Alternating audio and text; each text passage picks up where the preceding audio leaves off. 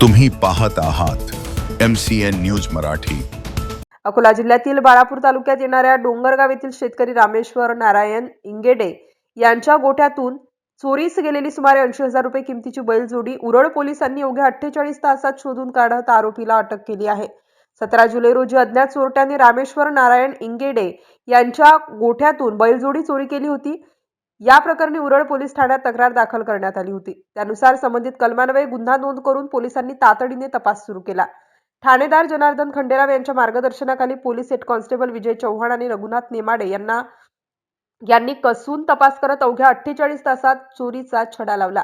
या कारवाईत संजय भीमराव अघाडते राहणार धामणगाव तालुका अकोट याला ताब्यात घेण्यात आलं।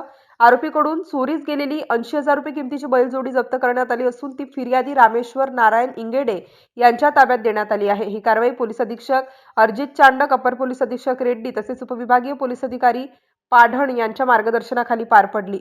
MCN न्यूज मराठीकरिता काझी मेहंदी हसन, बाळापूर।